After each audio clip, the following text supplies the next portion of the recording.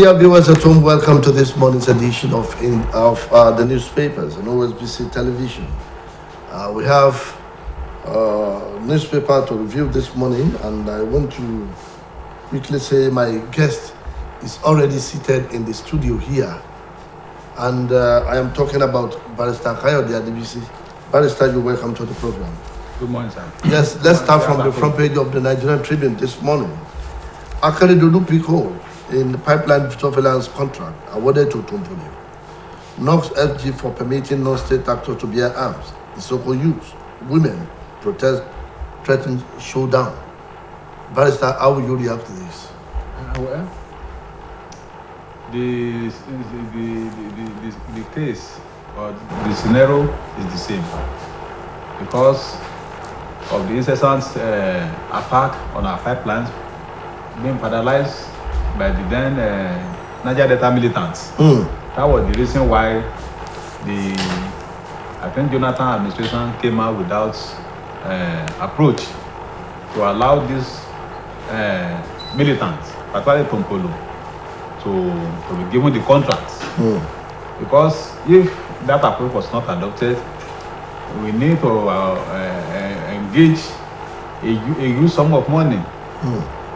Thousands of soldiers to man our pipelines, which is a vast, very great pipeline. So it will be very economically reasonable to have given that that contract. So similarly, the Amatekun, not just even it's sub, we can call it sub-state actor because it was created by law.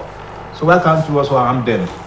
So that, because fighting economic insecurity is also the same thing as fighting insecurity generally against human lives and property, which these regional outfits are meant for. So it will amount to double standards if you will say in one say that of pipeline is justifiable, whereas that of human life, which Amatekun essentially is meant for, and some other regional outfits they are meant for, you say they are not to be licensed to be carrying arms. So it will amount to double jeopardy and double standards. Double standard. Yes, we go on to the banner headline here on the front page of the Nigerian Tribune. Those calling for my removal were children when we started PDP. Ayu. Atiku's presidential ambition does not affect my position.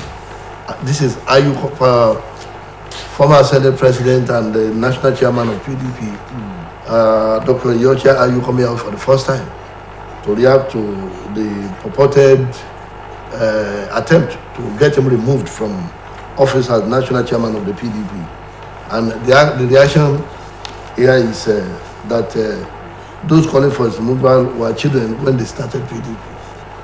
Well, even if they were children, but now they are adults.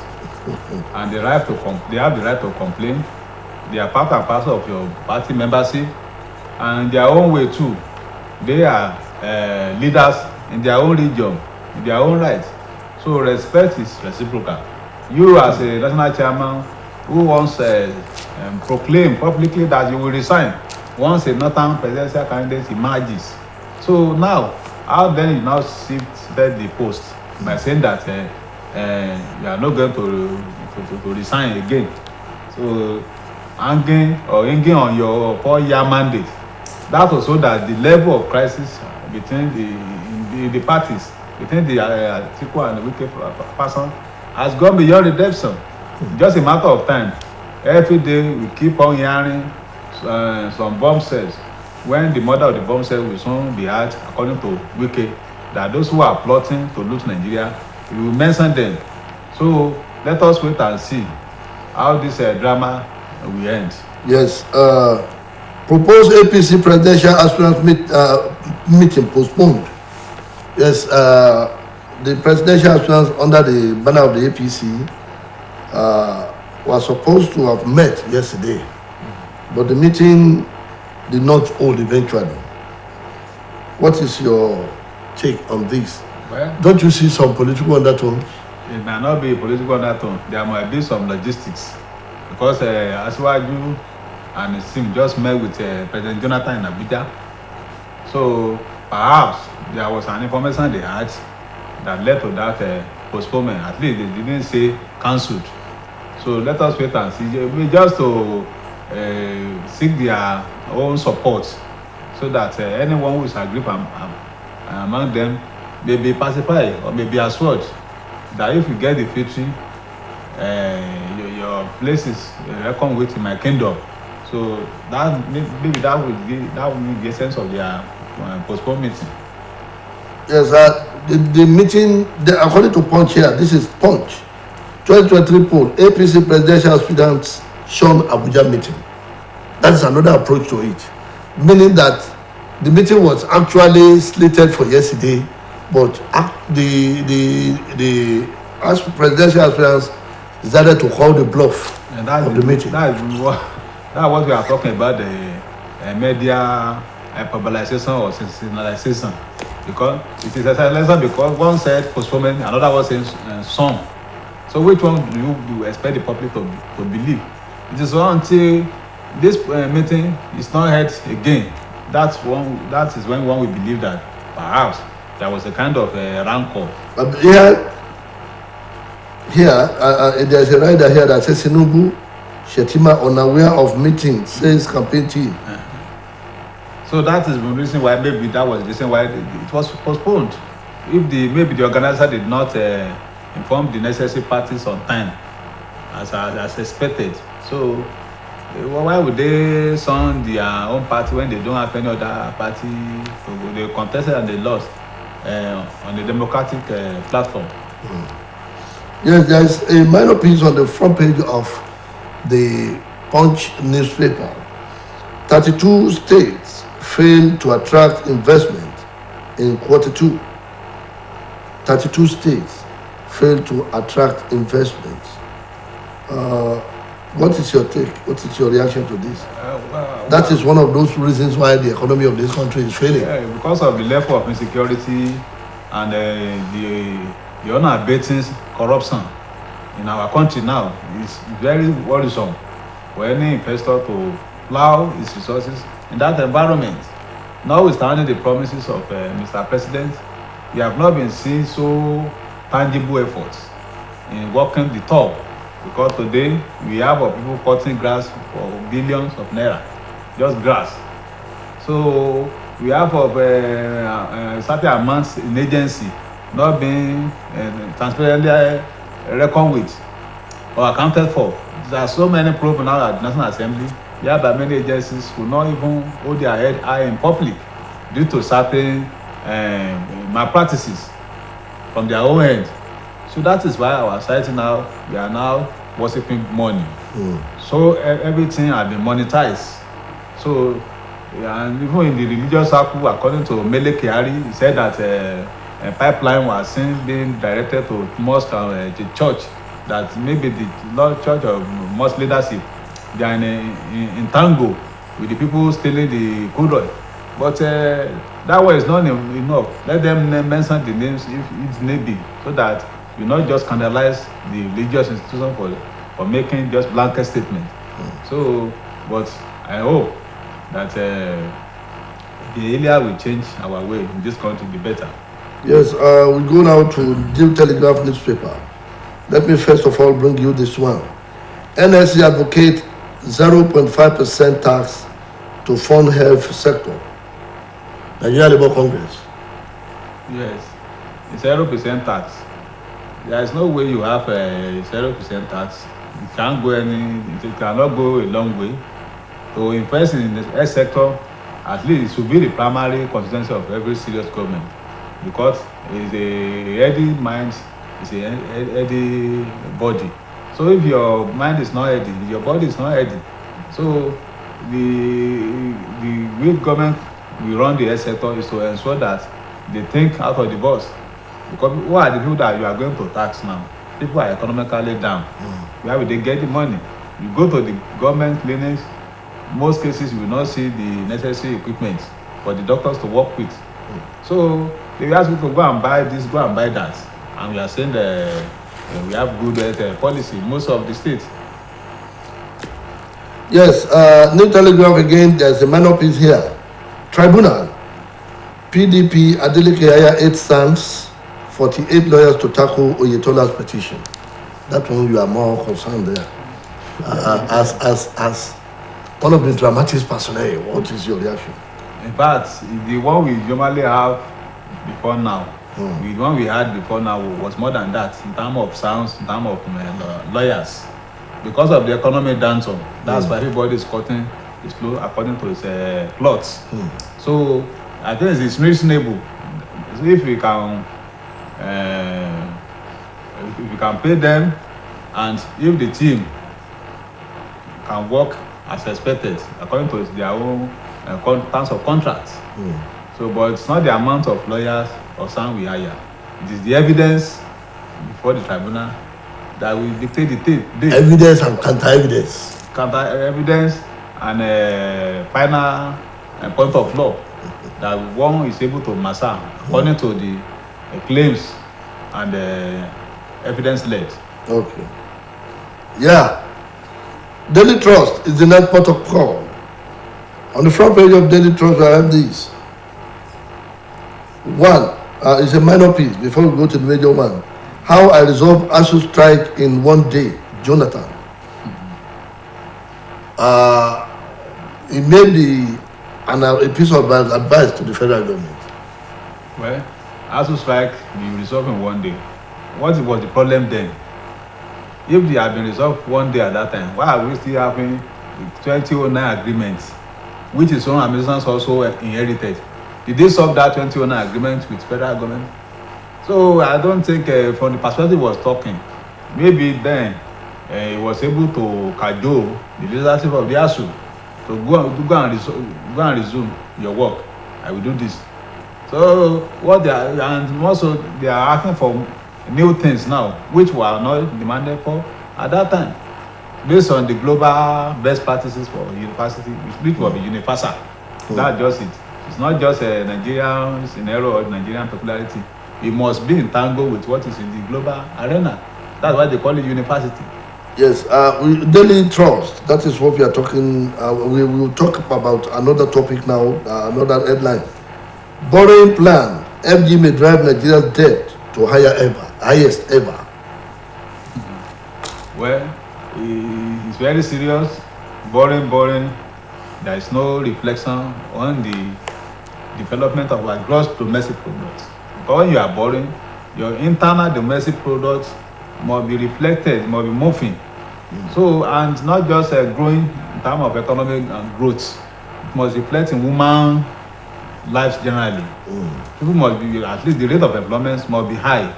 But what we are having now is that the rate of unemployment is so disturbing that that's why most of this generation now, they don't believe in getting the certificate or going to school. Most of them, those that are going now because they are privileged, they have money, or because them are being forced. Then let me just get it and I will go into this. So, but when we put premium on education, if the government is serious in putting premium on education, then they will show a lot of seriousness in investing massively in it. From Business Day newspaper, we have this one. Lower jump cutoff marks seen as threat to education. Well, the cutoff mark, I know that in the south, it's always a tug of war. Yeah. No matter they call it a minimum, that minimum is just a theory, just a formalization. You will see by the time the university begins to draw out their plans, their qualification requirements. You see that somebody that enter Unilorin with particular mark may not be able to do so in OAU or Unilag because of the level of the demand or the request to study that course.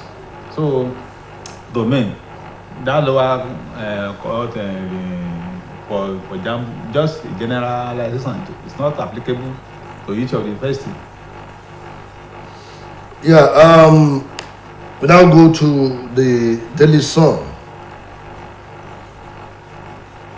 There's a minor piece immediately after the masthead.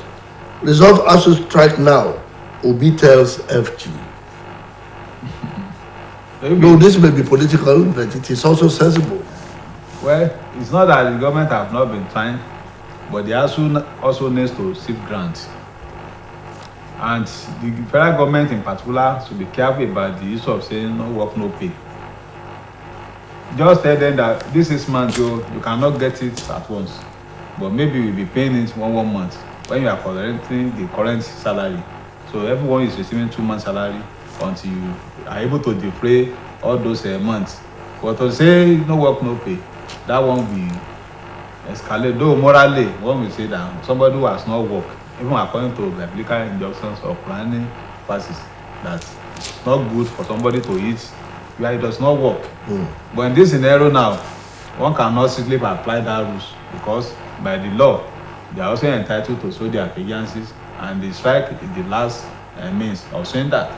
So are they made that their strike was illegal being issued? Then you can say, the court have pronounced that even you should not embark on strike. So at your own peril. But that is not the case now. So both parties, in the interest of the masses or the students, should sit to come together again and resolve this matter amicably. And the ASU should be ready to take at least, if they are able to give you 40% or even 50% of your demand, it should be okay. You cannot do everything at once.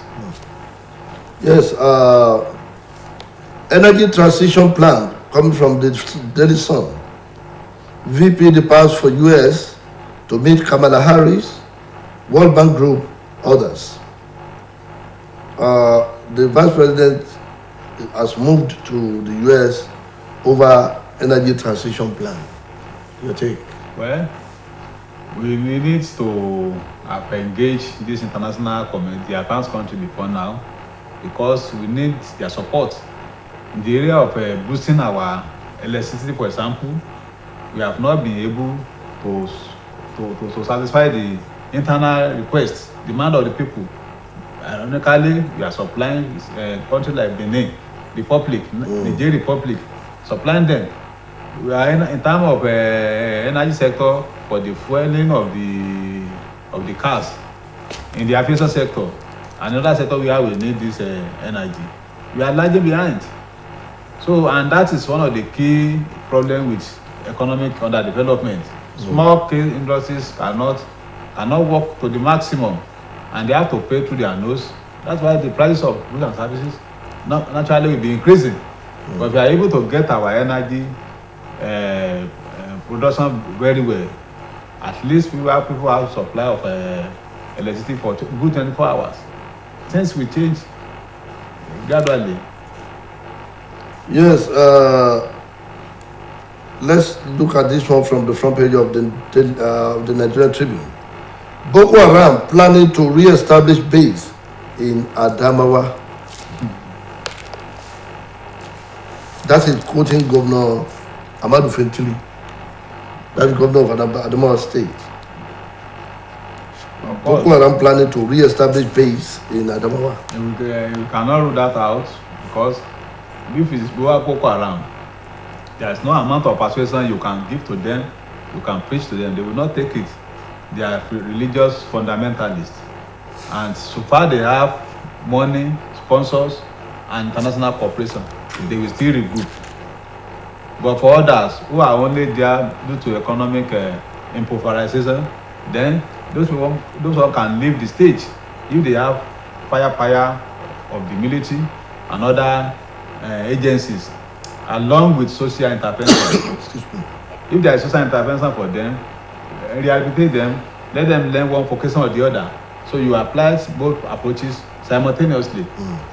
So they will live their reckless way of life, their wayward way of life, and live a normal life. But for Boko Haram, this is a continuous insurgent war, guerrilla war, and the government of the day should still talk more technologically to fight them. From the Nigerian Tribune again, we have this one. Enforcement of Okada ban starts today. Lagos State government insists. The government should be very careful because we are trying to geometrically increasing the level of crimes in Lagos State. Where do you want them to go? Some of them are using this one to pay their house rent, to feed themselves and the family. So you just say maybe you are banning it from certain local government. when that one is understandable. But to now say total ban, that is what the public should know. Because by the time they started dishing out this information to the public, maybe Yoruba person or other person, people will not know that maybe certain area in Lagos State, they should clarify. And when you are even banning these people from that certain areas, then you must put in place the alternative means of transport for the masses that are approved by the government. Yeah, approved by the government, that are patronizing these Okada riders. Because by the time you say you ban them from this area and there's no other alternative means of transport, then you expect them to walk a long, very long distance. When they are going to workplaces to do their work. Let me take this one. Zamfara bandit made 3 billion naira ransom from 30,672 victims in 8 years. Report. That is just a rough estimate. Might be more than that, because there are so many millions of naira that were paid that are not announced by certain families, maybe due to certain reason or the other. So that is why we say that the problem of banditry will still fester once you are able to get money from their illegal and nefarious activities.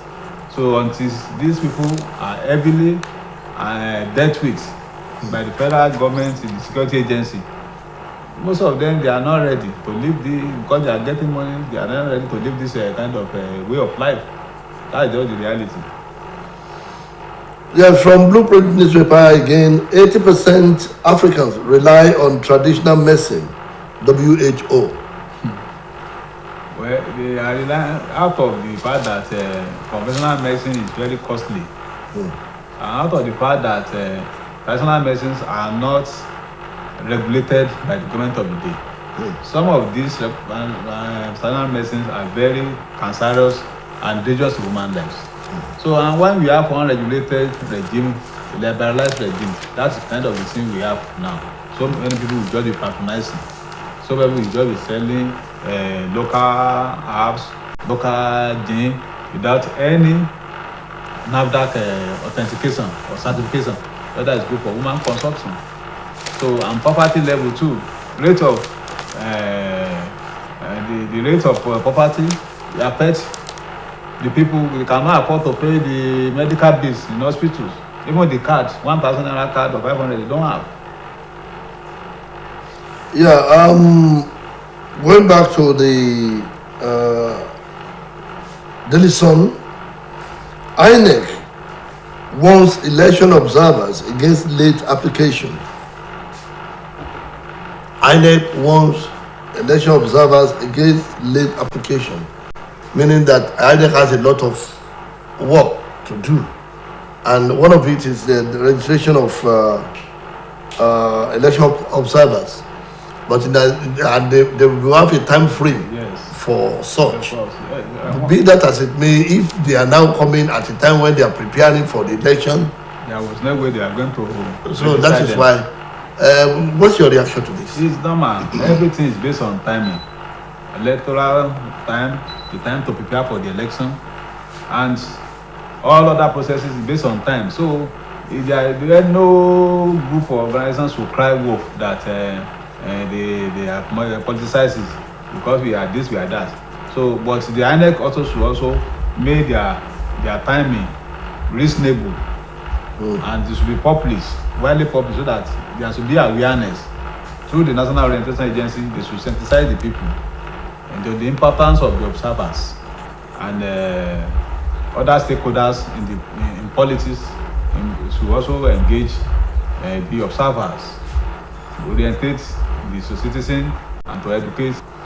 Yes, thank you very much, Barrister Kayode Adebisi. It is on this note that we shall be calling it